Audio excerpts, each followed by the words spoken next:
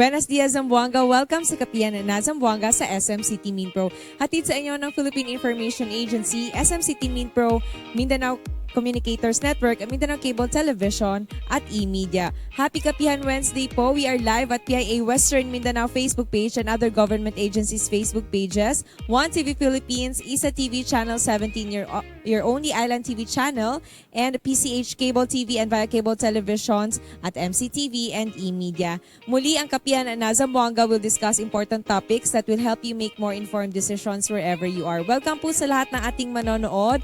Ang ating pag-uusapan po ngayon sa ating episode is about the environment. How are we going to protect it? And especially this month of June is our celebration of Environment Month. We have with us from the Department of Environment and Natural Resources in Region 9, Mr. Reserverico Tan, the Senior Development Communication Officer. Welcome, sir, sa ating program. Thank you very much, Ms. Myra, and thank you very much for inviting us here to provide the opportunity to inform and generate awareness to all of the listeners and viewers on what the environment is all about. Welcome, sir, no, sa ating program. And like we mentioned kanina, we are going to talk about the environment na and how to protect our environment. Sir, why do we need to observe yung ating World Environment Day and our Environment Month? Actually, this is a chance to generate awareness to all of the people of planet Earth. Actually, World Environment Day, which falls on June 5, is a global observation. So for the Philippine Environment Month, this was created under Proclamation number 237, which was signed by then President Corazon Aquino. So we have teams. We have teams for this celebration. For the Philippine Environment Month, it's no to waste. Advancing circular economy to #beat plastic pollution. So meaning, even in the World Environment Day, as being spearheaded by the United Nations for Environmental Program, their theme is also about beating plastic pollution. So this is a concerted effort now on focusing on our solid waste, especially plastics, which has become the scourge of our planet. So it's good to know na meron tayong ganitong activity, sir, no, that we are observing this. Yes. What is the importance of this celebration? Why are we conducting it regularly, annually? Actually, this is a chance to remind the people that they should also be responsible for the protection and conservation of our planet. Remember, we are all citizens of this planet, and it is part of our obligation. It is part of our obligation to protect our environment. And there are also people who do not know. That is why we try to generate awareness by conducting activities that shall lead towards the generation of advocacy among these people. So we have planned a series of activities for the observation of Philippine Environment Month. So, yun nga, are we prepared na po ba for our celebration and our observation? What are the prepared activities for this whole month of June po, for our Philippine Environment Month? So actually, we try to involve people, especially when we conduct our activities. For the observation of World Environment Day on June 5, our office, the regional office, will initiate a simultaneous river, estero, and coastal area cleanup. So these cleanup activities will be initiated by our different field offices region-wide. So we will be targeting only plastic garbage, and we will be inviting people to participate with us in conducting these activities. Kasi we have noticed the more that they get involved, the more that they can become aware and appreciate the beauty of our environment. So how are we going to encourage them po? You said po na you would like them to be involved. How are we Yes. going to encourage them? before June 5, various invitations will be issued to the different groups and organizations. And we are even encouraging the local government units, especially in the barangay level, to help us. I know that wherever we do our activities, there are barangay residents, especially those belonging to the 4Ps. They also join us in this activity. So we already have the participation of the public. We cannot obligate people from the academy, especially the students, as this is an outdoor activities. Thus, if ever they would like to participate, it would be purely voluntary on their part. Especially for those who are watching, baka gusto nila no na Yes. maki-join. Where can they see po the scheduled activities of our Environment Month? Actually, we can post this in our official Facebook. Our official Facebook is DNR Zamboanga Peninsula. You can also follow us at Instagram, same handle din, DNR Zamboanga Peninsula. We post all announcements, we post all of our activities, we post all of our programs and projects being implemented here in the region. This is for the awareness of everybody. Yun. Thank you very much po for sharing that. Yeah. No, so that, Now, if there are interested group who would like to yes. join, they can always coordinate or visit our field office. We have here the Community Environment and Natural Resources Office of Zamboanga City, whose office is located near Petit Barracks in front of the office of the Department of Tourism 9.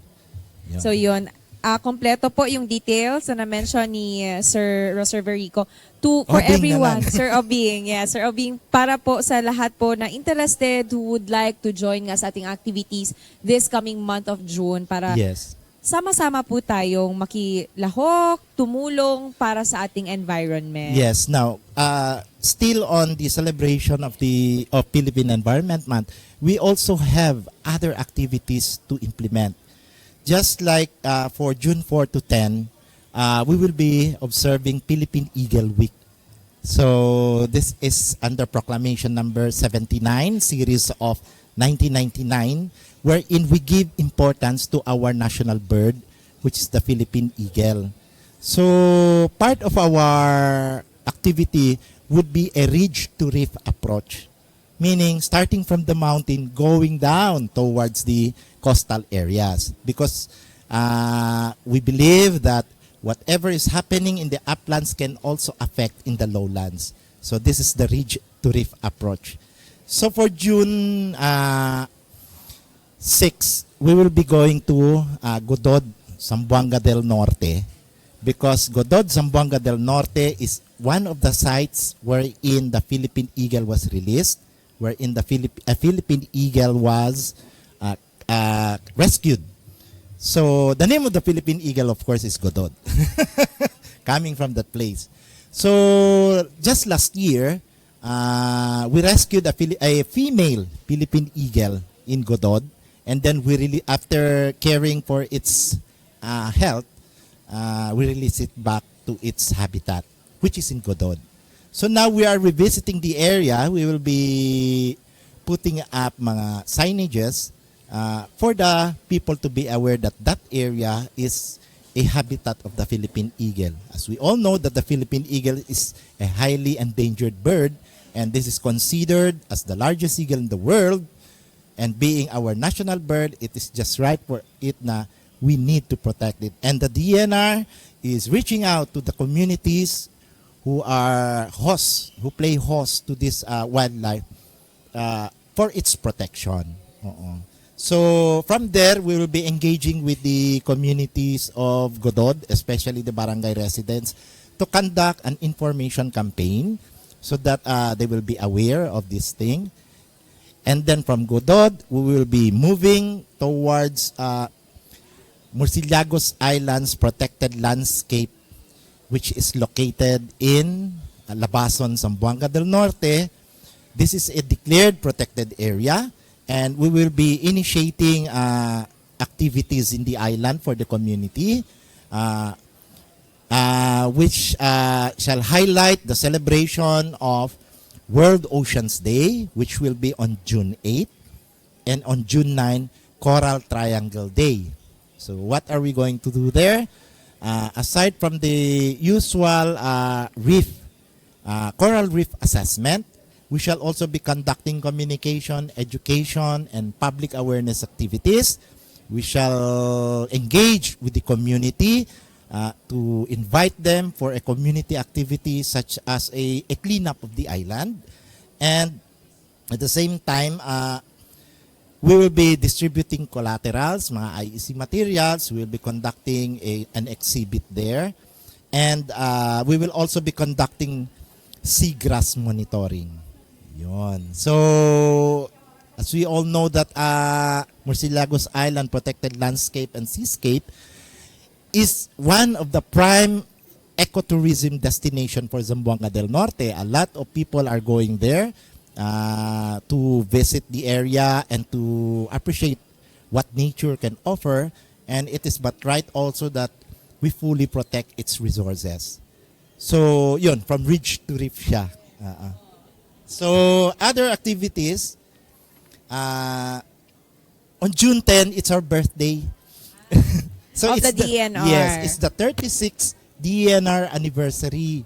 So, we will be having a special program. We call this Gabi ng Parangal or DNR.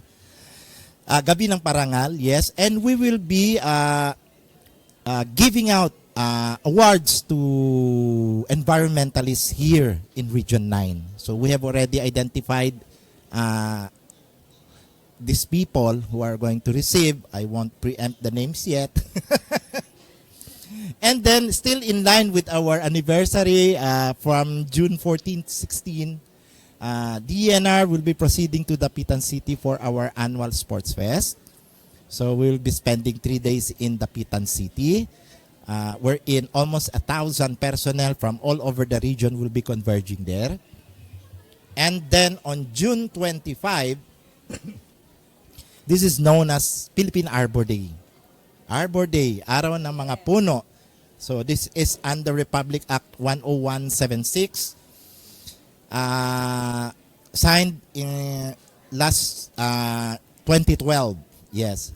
So instead of planting, we will be inviting people to revisit the seedlings that they have planted. Because we in the DNR, we no longer call this activity tree planting, but we have already shifted to tree growing. Wherein you do not plant and then you just leave the you just do not know if the seedlings survive but now they have to go back, revisit the seedling that they have planted, see if it has survived. If it did not survive, they do replanting activities, and if it has survived, do maintenance activities such as weeding, watering down the seedlings to ensure its survival. Kasi noon, replanting tayo. Tapos, pinapabayaan, bahala ka na dyan. Wala na. Hindi mo alam kung nabuhay ba yun or namatay. But now, it's a different approach. So, we go, revisit what we have planted, do maintenance activities to ensure the survival of that particular seedlings. And one more activity, this concerns the launching of the Convergence Area Development Plan for Ayala Watershed.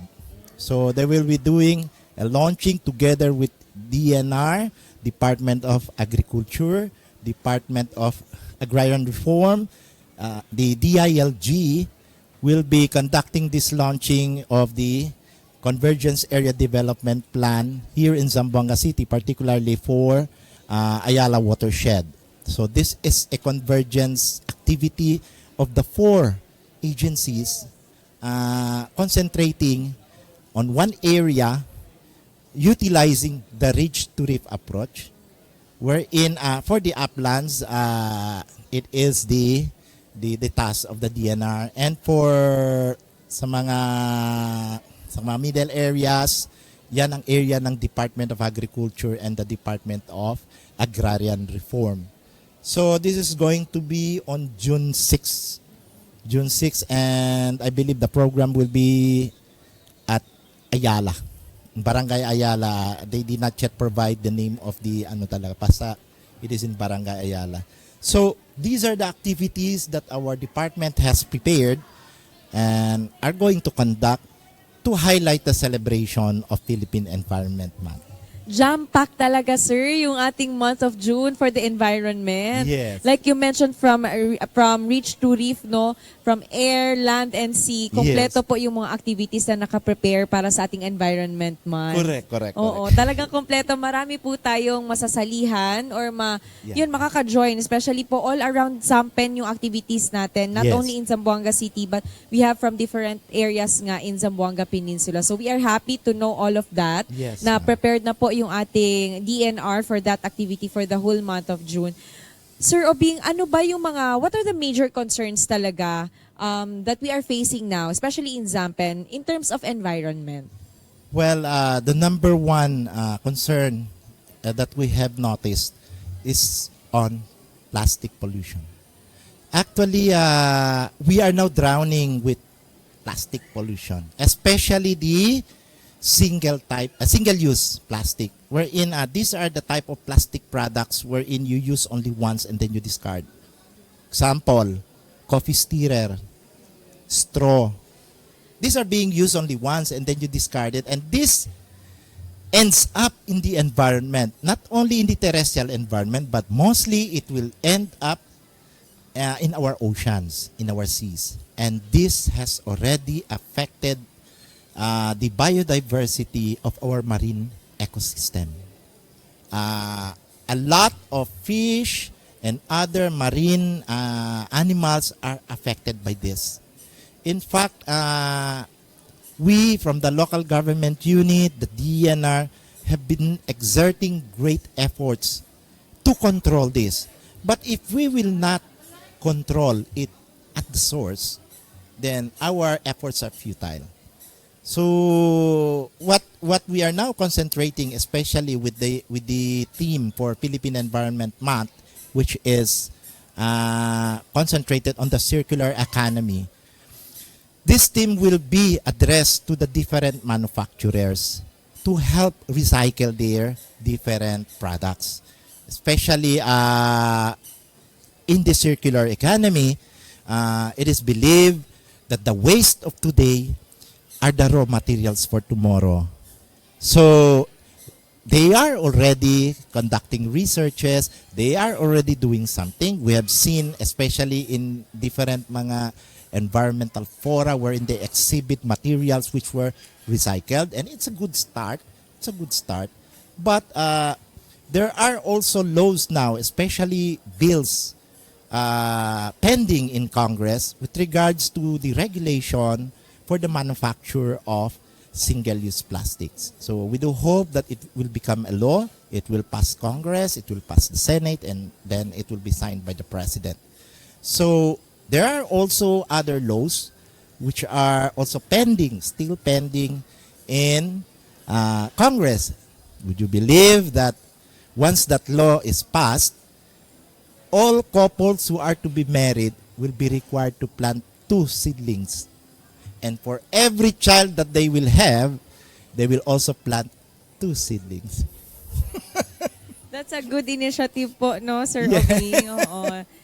Bago siya Yes, bago bago siya siya. for us. And of course, yun nga, yung you mentioned na isa talaga yan sa mga problems natin, yung Yes. ating plastic waste natin, especially the single-use plastics. How do we address it? Paano natin continuously na ma-encourage yung ating public, the residents, to protect yung ating environment by not using or avoid using single-use plastics? Actually, what I term this is discipline upon ourselves. Learn to say no. You are offered a plastic straw when you order in the fast food. Learn to say no. I do not use plastic straw. When you make your coffee, especially when you're attending training, seminars, or when you're in a hotel, they offer you plastic stirrers. Learn to say no. You can suggest to the waiter that I would rather use a teaspoon. And then in doing our shoppings, in doing our groceries, we try to look at the packaging. we try to lessen, especially these plastic bags. We can bring our own bags. Most of the eco bags being manufactured nowadays are reusable. So if you will compare, and I've been citing these examples, especially in our information campaign, especially to the children, to the school children, that it is better to bring your own water tumbler than you will always buy ice water which is inside a plastic.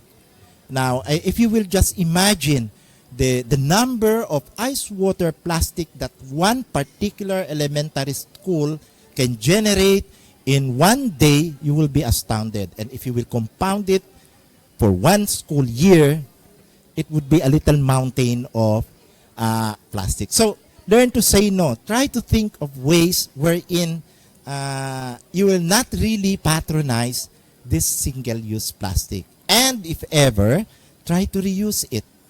Even this plastic spoon and fork, you can still rewash it and reuse it. The problem with our youth is that medyo tamad sila. Kasi especially especially when they go out in their outdoor activities such as picnics, bakit ka pa magdadala ng plato, ng kutsara, tenedor, para hugasan mo pa? Why don't we bring plastic? After using, we can just throw it away. So there is still a culture of a throw-away mentality in all of our youth na kung pagkatapos gamitin, tinatapon na lang. Yun. Masakit yun pag may relasyon, di ba? Na-relate din natin siya, Sir Obing. Maganda po yung mensahe natin sa lahat ng ating manonood, especially the youth, Yes. na yun, learn how to say no. Yes. And we would like to appreciate nga, Sir Obing, na meron din tayong mga stalls or meron din tayong mga businesses, mga MSMEs, na they are also avoiding the use of plastics. Yes, we would like noticed. to appreciate nga. Ito, Yes. like what we are drinking now, yung coffee nila sa Arya's Coffee and Tea, the coffee cups are in paper. Yeah. And even yung kanilang stirrer, it's popsicle stick siya. So, Yes. it is really safe for the environment. So, we would like to encourage, hindi lang din yung ating mga clients or customers, Correct. even our mga businesses, to Yes. also support ganitong advocacy. And that falls under the circular economy. And I have been explaining it to Mael earlier. I have noticed the label in the cup that this was recyclable. And I really appreciated Kape Sur? No, Arya's Coffee Arya's and Tea. Coffee, sorry. Arya's Coffee for their initiative and for their efforts in utilizing this type of Yes. packaging. Actually, this is what the circular economy is all about. I told Mael that this paper cup is made out of recycled paper. This is not paper straight from the trees because paper comes from trees. Yes. And the more we use paper, the more that we're going to cut. Diba? Okay. But if we learn how to recycle this paper, we can reuse and reuse and reuse. So that is the circular economy wherein the waste of today are the raw materials for tomorrow. Yun. Ang galing. Oo nga. Ngayon ko lang na so magkaiba pala yun, Sir Yes. Obing, no? Magkaiba yung paper lang at yung made from recyclable material. Yes, and I've been telling Mael that we have been utilizing recycled paper for a long time. These are paper which we can see such as mga toilet paper, table napkins, especially paper which are brown in color. Yes. These are recycled paper. Okay. Because the paper coming straight from the trees are white paper. So, yun. So, that is how the So that- circular oo. economy works. So that is why, again, we appreciate nga yung mga ganitong mga businesses who patronage ng Yes, mga ganitong activities, ganitong advocacies natin, which can also help the environment. Yes. Sir, of course, gusto din nating malaman, no? Can you share with us a few lang about our environmental laws that we need to know as a citizen of the Philippines para alam namin kung ano yung mga dapat naming gawin on Yes. protecting the environment? The first law is Republic Act 9003. This is the Ecological Solid Waste Management Act. This act has been devolved to the local government units. So this act focuses on solid waste management and disposition. So the role of the DNR is to provide technical assistance and monitoring on the activities of the local government units, ensuring that they are complying within the parameters of Republic Act 9003. It does not necessarily mean pag may tambak ng basura, tatawagin DNR, but tatawagin yung local government unit. Kasi ang mga barangays ang nagko-collect ngayon, di ba? Hindi ang DNR. And so, especially when we do our cleanup, hindi lang ang DNR. The DNR is doing this to help people become aware. But it is not the responsibility of the DNR to clean. Although we are doing our role as a responsible citizen in helping by conducting these activities. Yeah, and this advocacy. Now, another law in which people of Zamboanga Peninsula should be very, very aware of is the Republic Act 9147. And this is the Philippine Wildlife Act. Region 9 has become a transshipment of wildlife activities before. Meaning, before we enacted anything, dumadaan dito yung mga smuggled mga wildlife coming from Malaysia, from other countries, and then dinadala sa Manila. But now we have already implemented stringent measures. We have created multi-task force to ensure the enforcement of the Wildlife Act. We have created the wildlife enforcement officers and stationed them in the different transportation stations here in Zamboanga City to monitor and to help enforce the law. Especially that Zamboanga Peninsula is very rich in biodiversity. Andito na nga yung Philippine eagle, andito na rin yung mga iba't ibang mga halaman na makikita. So there are times people tend to be so eager to catch a wild bird, bring it home, make it their pet, not knowing that under Republic Act 9147, that bird is protected under the law. And you can be fined or even imprisoned depending on the classification of that wildlife. For example, if you have hurt or captured or even butchered a Philippine marine turtle, especially our turtles that we can see, they are classified, there are turtles which are classified as critically endangered. Now, the penalty for that prescribes from 6 years to 12 years imprisonment and a fine from 500,000 to 2 million pesos. So that's the law. That's the law. So if ever you have captured a Philippine eagle and you decide to keep it as a pet and the authorities came and caught you with that, then the full force of the law will apply. We cannot do anything. Even if you will assume that you do not know that there is a law, but the law is the law, di ba? Yes, so if we can preserve this wildlife, when I talk about wildlife, it is not only the animals, but to include the trees, the foliage, even the lowly mga mosses, mga mushrooms, etc. We can preserve this for the legacy of the future generation. Meaning our children, grandchildren can still appreciate their presence rather than naubos na yan lahat, they can only see the Philippine eagle in books and in pictures. So maganda pa rin pag live. Iba talaga. When you're in the presence of the Philippine eagle, you can really feel the power of the king of the birds. Oh, kasi malaki siya, tsaka eagle talaga. So, yun, no? Other laws are mostly, itong importante. We have children. So, how are we going to encourage these children, no? So, to appreciate nature.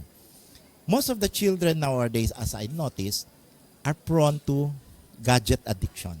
Oh. That's So, true, they sir. stay indoor. They play games, etc. indoor. How are we going to show to them or to teach them to appreciate nature. Bring them to nature. Go out, bring them. No gadgets allowed. If they will go to a mountain resort, there are mountain resorts with no signal at all. So they will be totally immersed because only by spending their time with nature, magkakaroon sila ng meaningful connection with nature. And as they grow up, they will learn to appreciate the beauty of nature. And number 2, lead by examples. Parents are the best teachers that a child can have.